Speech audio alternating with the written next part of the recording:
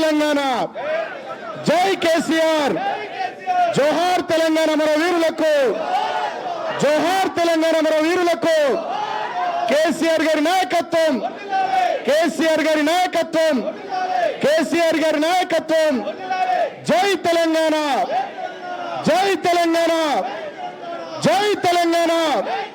జోహార్ తెలంగాణ మన వీరులకు, జోహార్ తెలంగాణ మన వీరులకు.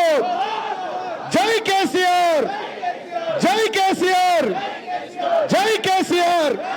కేసీఆర్ గారి నాయకత్వం. ఈరోజు తెలంగాణ భవన్లో మన డైరీ ఆవిష్కరించుకుంటున్నటువంటి సందర్భంగా కార్యక్రమానికి విచ్చేసినటువంటి గౌరవ బీఆర్ఎస్ పార్టీ వర్కింగ్ ప్రెసిడెంట్ గౌరవనీయులు కేటీఆర్ గారు, మాజీ మంత్రివర్యులు హరీష్ రావు గారు, పెద్దలు మధుసూదనాచారి గారు, మాజీ మంత్రివర్యులు, వేదిక పైన ఉన్నటువంటి మాజీ మంత్రులు, మాజీ శాసన సభ్యులు, శాసన మండలి సభ్యులు, రాష్ట్ర స్థాయిలో జిల్లా స్థాయిలో పనిచేస్తున్నటువంటి నాయకులందరికీ, పాత్రికేయ మిత్రులందరికీ కూడా నమస్కరిస్తూ, పెద్దలు మధుసూదనాచారి గారు చెప్పినటువంటి విషయాలను మనం ఇప్పుడే మా మహిళా సోదరిమణులందరికీ ఈరోజు కొన్ని ప్రత్యేక పరిస్థితులను మనం ఎదుర్కొంటున్నటువంటి విషయం మనందరికీ కూడా తెలుసు. కాకపోతే గతంలో అనేక ప్రభుత్వాలను, అనేక ముఖ్యమంత్రులను చూసినాం, కానీ ఇంత దుర్మార్గంగా ప్రజలను వంచి మోసం చేసి అలిమిగాని వాగ్దానాలు చేసి ఓట్లేయించుకొని అధికారంలోకి వచ్చి, సరే పార్టీలుగా ఉన్నటువంటి ప్రతిపక్ష పార్టీలను, నాయకులను ఇబ్బంది పెట్టడం అనేటువంటిది ఒక వంతు. ఇది అక్కడ ఇక్కడ కొన్ని రాష్ట్రాల్లో జరుగుతుంటుంది, మనం కూడా చూస్తుంటాం. కానీ ప్రజలను కూడా వంచి, ప్రజలు ఎక్కడైనా ఎదురు చెప్తే వాళ్ళను కూడా కేసులలో పెట్టి, జైళ్ళల్లో పెట్టి అంచివేసేటువంటి ధోరణి మాత్రం మనం ఒక కొత్త వరవడి రాజకీయాలలో చూస్తున్నాం. ఇది చాలా దుర్మార్గం. ఇది ఎంతో కాలము నడవదు. చరిత్రలో ఎంతోమంది నాయకులు ఈ నిరంకుశత్వాన్ని చేసినటువంటి వాళ్ళు, ఈ బలవంతంగా ప్రజలను అంచివేసినటువంటి వాళ్ళు, ప్రశ్నించే గొంతులను నులిమేసినటువంటి వాళ్ళను చరిత్ర అనేక రకాలుగా సమాధానం చెప్పింది. ప్రజలు చూస్తూ ఊరుకోరు.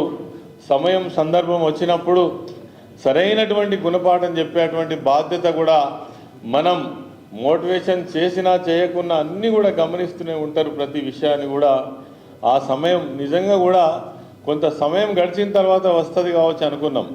కానీ అతి తక్కువ సమయంలో, 1 సంవత్సర కాలంలో ఇంత ఘోరంగా విఫలమై ప్రజలతో ఇన్ని చీత్కారాలు కొట్టించుకున్నటువంటి ఒక ముఖ్యమంత్రిని, ఇన్ని బూతులు తిట్టినటువంటి ముఖ్యమంత్రిని అయితే నేను దేశంలో ఏ రాష్ట్రంలో కూడా ఏ ముఖ్యమంత్రిని స్వాతంత్రం వచ్చినప్పటి నుంచి ఇప్పటి వరకు అయితే మనం చూడలేదు. మరి తిట్టడము, అంతకంటే డబుల్ ట్రిబుల్ తిట్టించుకోవడం, ఇది ఈనాడు ఉన్నటువంటి పరిస్థితి మనం చూస్తున్నాం. ముఖ్యమంత్రి అంటే ఒక గౌరవప్రదమైనటువంటి స్థానం. ప్రజలకు జవాబుదారీగా ఉండి ఈ రాష్ట్రంలో ఇచ్చినటువంటి వాగ్దానాలన్నీ అమలు చేయడంతో పాటు ఈ రాష్ట్రం యొక్క అభివృద్ధి కోసం పాటుపడేటువంటి బాధ్యతలో ఉన్న ముఖ్యమంత్రి ఎంత దారుణంగా మరి వ్యవహరిస్తున్నాడో మనం ఈ సందర్భంగా అందరూ కూడా గమనిస్తున్నారు. అది బోను.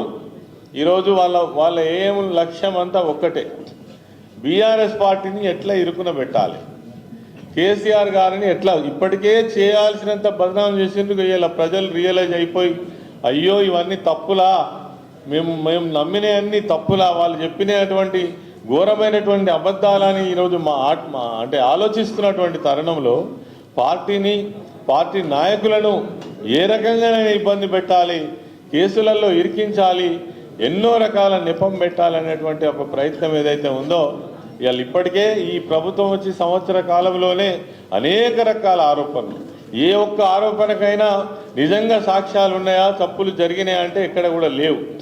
ఇలా కేటీఆర్ గారి మీద ఇప్పటికి ఇది 3వ 4వ ఆరోపణ. ఇక రేపు అరెస్ట్ చేస్తాం, ఎల్లుండి జైల్లో పెడతాం, మంత్రులు మాట్లాడే, ముఖ్యమంత్రి మాట్లాడే, ఇటువంటి ఒక దారుణమైన పరిస్థితి నడుస్తున్నది. ఇవాళ మళ్ళీ ఈ కారు ఈ రేస్ ఏదైతే ఉందో దీంట్లో మరి తప్పు జరగలేదని అనేకసార్లు చెప్పినప్పటికీ శాసనసభలో మీరు చర్చకు రండి, ఏదైనా తప్పు జరిగితే ఖచ్చితంగా సభాముఖంగానే చర్చిస్తామని చెప్పినప్పటికీ కూడా మరి దానికేమో తావివ్వకుండా బయటికి వచ్చి మరి పోలీసురా వాళ్ళ చేతిలో ఉంది కాబట్టి, అధికారం చేతిలో ఉంది కాబట్టి, మేము ఏమంటే చేయగలుగుతాం కాబట్టి బలవంతంగా ఇవాళ కేసులలో పెట్టి అరెస్ట్ చేసేటువంటి ప్రయత్నం చేస్తున్నారు. ఇంకొక విషయం ఏంటంటే జనరల్గా ఒక పార్టీలు అంటే కేంద్రంలో ఉన్నటువంటి బీజేపీ ప్రభుత్వం కావచ్చు, రాష్ట్రంలో ఉన్నటువంటి కాంగ్రెస్ ప్రభుత్వం కావచ్చు, కలిసి పనిచేస్తున్నట్టుగా మనకు కొట్టొచ్చినట్టుగా కనబడుతుంది. నిన్న జరిగిన సంఘటనే మనకు ప్రత్యక్ష సాక్ష్యం. కాంగ్రెస్ వాళ్ళు పోయి బీజేపీ ఆఫీస్ మీద దాడి చేస్తే వాళ్ళు తిట్టాల్సింది ఎవరిని? అరవింద్ అయినట్టయినా ఒక ఎంపీ ప్రెస్ మీట్ పెట్టి ఆయన నోట్ల నుంచి మాట ఎత్తుకోవడమే కేసీఆర్ని ఎత్తుకుంటాడు. జరిగిన దాడేమో బీజేపీ పార్టీ కార్యాలయం మీద. వాళ్ళు మాత్రం లోపల కలిసి ఉంటారు.